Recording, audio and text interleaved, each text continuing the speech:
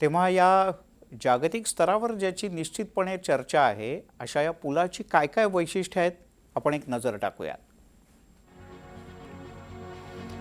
हा पूर्णतः मार्ग असेल, हा एक्सप्रेसवे येतो खोपोलीच्या इथून पुढचा सगळा घाटाचा रस्ता सुरू होतो, खंडाळा लोणावळा हा सगळा, आणि कुसगाव नंतर मात्र पुन्हा बऱ्यापैकी सरळ रस्ता सुरू होतो। आणि या सगळ्या रस्त्याला हा मिसिंग लिंकचा मार्ग की जो पूर्णतः बायपास करणार आहे आणि ज्याचा मोठा फायदा वाहन चालकांना होणार आहे। आणि याचे काय काय फायदे आहेत आपण नजर टाकूया। याची लांबी आहे ह्या पूर्ण रस्त्याची 13.3 किलोमीटर। हा व्हायडक्टची लांबी आहे 850 मीटर। बोगद्याची एकूण लांबी आहे, 2 बोगदे आहेत याच्यात। हा जो पहिला आहे येणारा आणि जाणारा 1.75 आणि 8.9 किलोमीटर।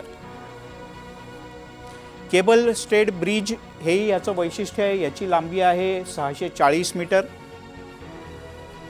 जगातील सर्वात रुंद बोगदा म्हणूनही या प्रकल्पाकडे पाहिलं जातं। हे जे बोगदे आहेत ते अतिशय रुंद असे बोगदे आहेत। लोणावळा खंडाळ्यातील वाहतूक कोंडी यामुळे टळणारे, प्रवास अतिशय सुरक्षित आणि जलद होणार आहे, कारण एकदम सरळ अशा प्रकारचा हा मार्ग आहे।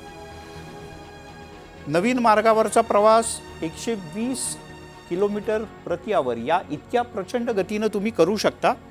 ही मॅक्झिमम मर्यादा आहे। लोणावळ्याच्या तलावाच्या खालून म्हणजे जमिनीच्या खालतून हा म्हणजे तलावाच्या खालती 191 मीटर इतका हा बोगदा तयार करण्यात आला आहे। हेही एक याचं वैशिष्ट्य आहे।